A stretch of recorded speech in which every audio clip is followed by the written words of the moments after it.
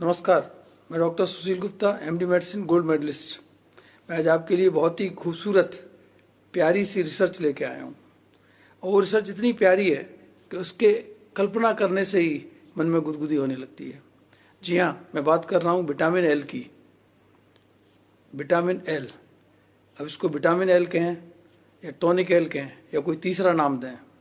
जब मैं नाम की बात कर रहा हूँ तो मुझे विलियम शेक्सपियर का वो फेमस प्ले रोमियो और जूलियट का वो कोट याद आ रहा है, जिसमें उन्होंने कहा है, what is in a name, the rose will smell as sweet by any other name, so what is in a name. नाम से महत्वपूर्ण उसके गुण है, उसकी ब्यूटी है, उसकी खूबसूरती है। अब गुलाब का नाम कुछ और भी होता तब भी गुलाब उतना ही खूबसूरत, उतना ही बढ़िया फ्रेगरेंस वाला होता। तो एल, विटामिन एल।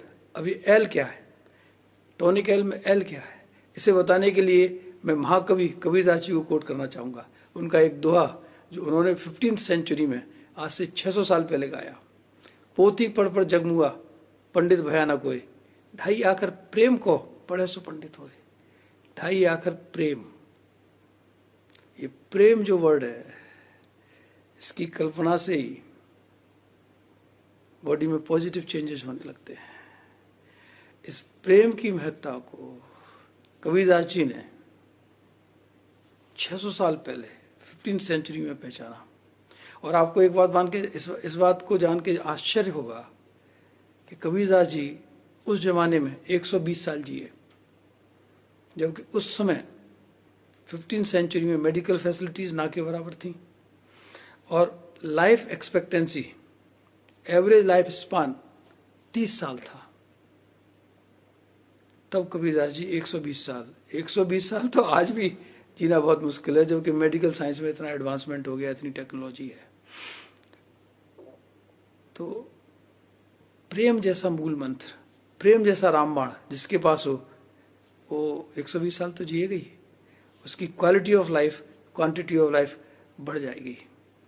अब मैं प्रेम के इतने गुणगान कर रहा हूँ, तो प्रेम WHO की एक परिभाषा है हेल्थ की। Health is a state of complete physical, mental, social wellbeing, not merely absence of disease और इन्फॉर्मिटी। तो उन्होंने कहा फिजिकली हेल्दी होना चाहिए, मेंटली होना चाहिए, सोशली होना चाहिए। मैं इसमें एक वर्ड और ऐड कर देता हूँ, स्पिरिचुअल। अगर दुनिया में कोई एक चीज़ है जो इन चारों पैरामीटर पे खरी उतरती है तो वो लव है।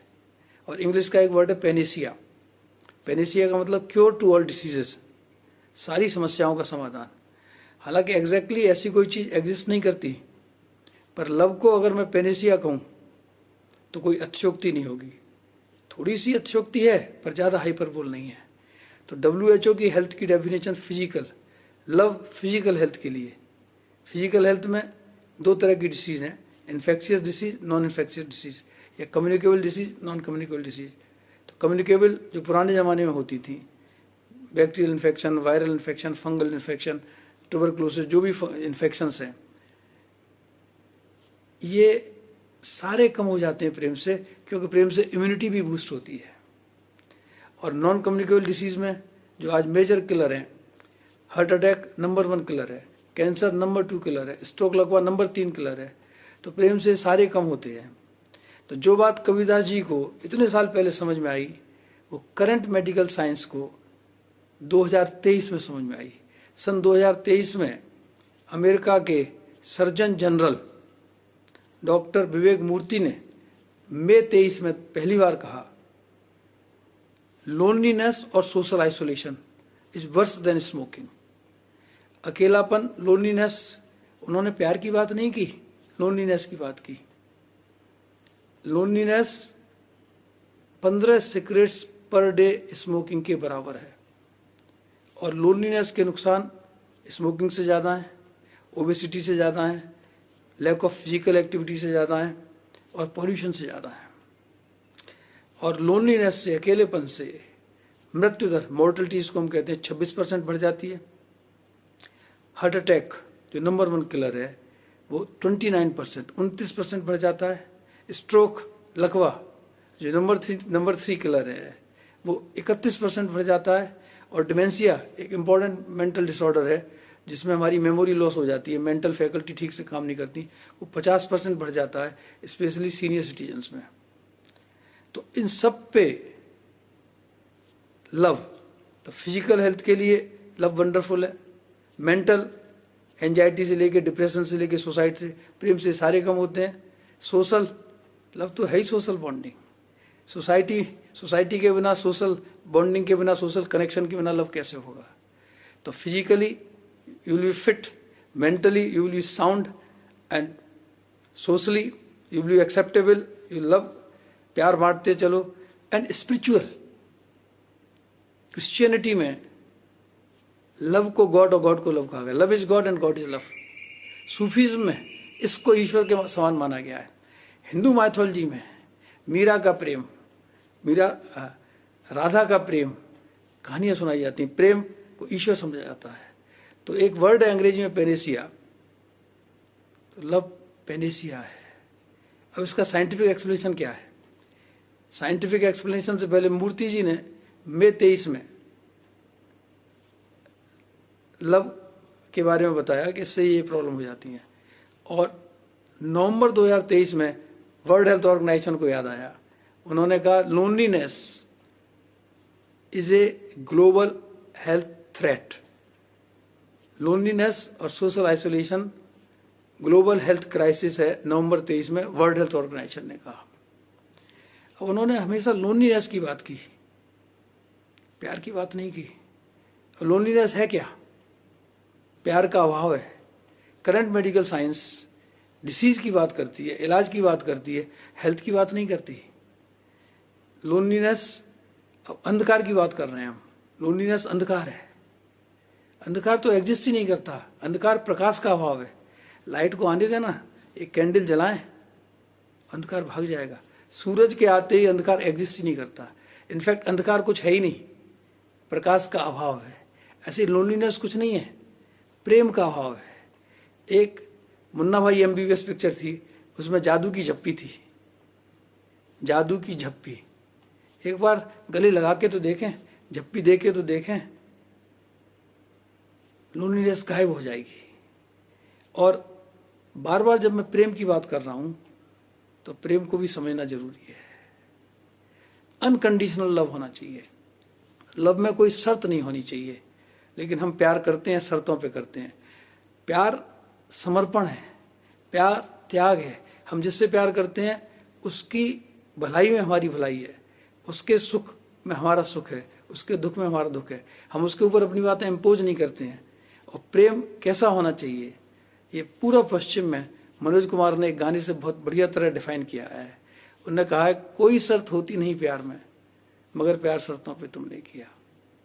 अभी रूप का एक सागर हो तुम, कमल जितने चाहोगे खिल जाएंगे, बहुत चाहने वाले मिल जाएंगे। ये दर्पण तुम्हें जब डराने लगे, जवानी भी दामन छुड़ाने लगे, तब तुम मेरे पास आना प्रिय, मेरा दर खुला है, खुला ही रहेगा तुम्हारे लिए। This is what true love is. अब हम कैसा प्यार करते हैं? हम सब तोता पालते हैं, तोते को प्रेम भी करते हैं। पैसे वाले हैं तो सोने के पिंजरे में रखते हैं, और तोते को कुछ हो जाए तो हमें दुख भी होता है, मर जाए तो हम रोते भी हैं और कहते हैं हम तोते से बहुत प्यार करते हैं। ना, माँ कसम, तोते से थोड़ा भी प्यार होता तो पिंजरे में बंद नहीं किया होता, तोते को उड़ा दिया होता, क्योंकि तोते की खुशी तो उड़ने में है। हम बच्चों के साथ भी ऐसा करते हैं। अगर वो हमारी मर्जी के खिलाफ कुछ काम करने लगे, खासतौर से इंडिया में शादी की बड़ा प्रॉब्लम है, तो लड़की अगर अपने मन से शादी करने लगे तो हम रिवॉल्वर निकाल लेते हैं और जीवन भर क्लेम करते हैं कि हम प्यार करते हैं। ये तो प्यार नहीं है। अब प्यार के साइंटिफिक एस्पेक्ट बताता हूँ। जब हम किसी को प्यार करते हैं, टच करते हैं, प्यार के बारे में सोचते हैं, एम्ब्रेस करते हैं, झप्पी, प्यार की झप्पी मुन्ना भाई MBBS की देते हैं, तो हमारी बॉडी में, आप सोचिए प्यार के बारे में, पॉजिटिव केमिकल्स रिलीज होते हैं। एक लव हार्मोन है ऑक्सीटोसिन, उसका तो नाम ही लव हार्मोन है, वो रिलीज होता है। एक और हार्मोन है प्लेजर हार्मोन, डोपामीन, और ब्रेन में एक सेंटर भी है डोपामीन सेंटर। वो डोपामीन सेंटर जो चीनी खाने से भी स्टिमुलेट होता है, ड्रग्स से भी स्टिमुलेट होता है, और प्यार करने से भी स्टिमुलेट होता है। तो ऑक्सीटोसिन, डोपामिन, एक तीसरा और हार्मोन है जिसको हम हैप्पीनेस हार्मोन कहते हैं, सीरोटोनिन। सीरोटोनिन रिलीज होता है, और सीरोटोनिन वही है जो डिप्रेशन के मरीज में दवाएं दी जाती हैं, वो सीरोटोनिन लेवल बढ़ाती हैं। तो हम दवा की ज़रूरत क्या है, हम प्रेम से भी सीरोटोनिन लेवल बढ़ा सकते हैं, ये मानसिक रोग के लिए। और चौथा एक और हार्मोन है, एंडोर्फिन्स, एंडोजीनियस मॉर्फिन। ये नेचुरल पेन किलर है, ये लव से भी बढ़ता है, ये एक्सरसाइज से भी बढ़ता है। तो इतने सारे पॉजिटिव चेंज एक साथ होते हैं, इनके फिजिकल, मेंटल, सोशल, स्पिरिचुअल चारों एस्पेक्ट पे फायदे हैं। इसके अलावा हमारी बॉडी में नर्वस सिस्टम है, सेंट्रल नर्वस सिस्टम जो सेंटर में brain and spinal cord, peripheral nervous system, periphery पे पेरिफेरल नर्व्स हैं, और तीसरा एक वंडरफुल नर्वस सिस्टम है, ऑटोनॉमिक नर्वस सिस्टम। ऑटोनॉमस है, आज़ाद है, प्रेम की तरह आज़ाद होना चाहिए, आज़ाद, ऑटोनॉमिक। इसकी दो विंग हैं, सिंपैथेटिक एंड पैरासिम्पैथेटिक। तो जब प्यार करते हैं तो पैरासिम्पैथिक नर्वस सिस्टम स्टिमुलेट होता है, और पैरासिम्पैथेटिक स्टिमुलेट होने से हमारी पल्स रेट कम जाती है, हमारा ब्लड प्रेशर कम जाता है, मसल रिलैक्स होती हैं, नींद बढ़िया आती है। इसके दो सरल नाम हैं, rest and digest. Parasympathetic stimulate होने से हम रेस्ट और डाइजेशन की मोड में आते हैं, डाइजेशन का भी पैरासिम्पैथिक से संबंध है।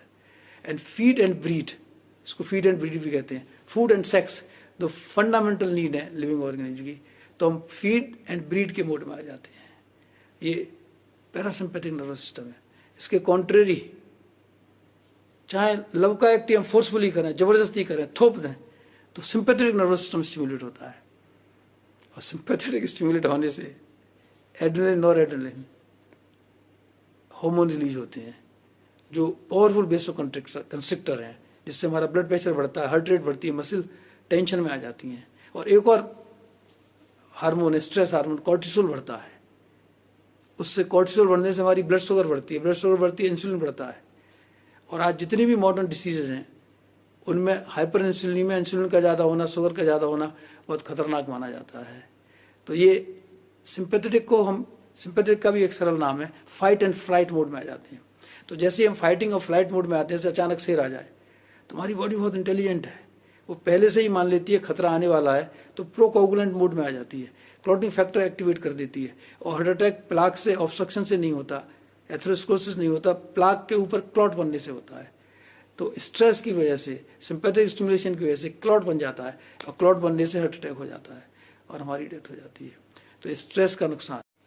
तो मैंने सिंपैथेटिक और पैरासिम्पैथेटिक नर्वस सिस्टम के बारे में कहा। हमें ज़्यादातर पैरासिम्पैथेटिक मोड में रहना है, उसके बहुत सारे फायदे हैं। तो कैरी होम मैसेज क्या है? लव एक पैनेसिया है, लव यूनिवर्सल लैंग्वेज है, प्यार की भाषा सबकी समझ में आती है, और प्यार एक मेंटल स्टेट है।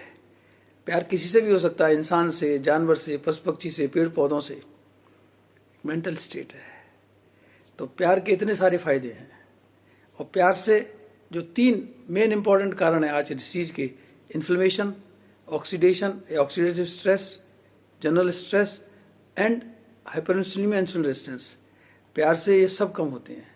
प्यार एक स्ट्रॉन्ग एंटी इन्फ्लेमेटरी है, दवाओं से भी ज़्यादा। प्यार एक स्ट्रॉन्ग एंटी स्ट्रेस बस्टर है। प्यार ऑक्सीडेटिव स्ट्रेस भी कम करता है, और प्यार से ग्लूकोज भी कम होता है, इंसुलिन भी कम होता है, हाइपरइंसुलिनेमिया कम होती है। तो जितनी भी डिसीजेज हैं इनमें इन सब का रोल है। तो प्यार एक सिंगल सॉल्यूशन है। प्यार बांटते चलें। मुन्ना भाई MBBS के लिए कही हुई प्यार की झप्पी, जादू की झप्पी, प्यार से किसी को एक बार हक करके तो देखें, प्यार के कितने एडवांटेज हैं। और कुछ लोग तो सेक्स को भी बुरा मानते हैं। सेक्स तो प्यार का इंटीग्रल पार्ट है। सेक्स के भी बहुत सारे एडवांटेज हैं, मेल और फीमेल दोनों में, जिनके बारे में फिर कभी बताऊंगा। आज के लिए इतना ही। Thanks for watching. जय हिंद, जय भारत।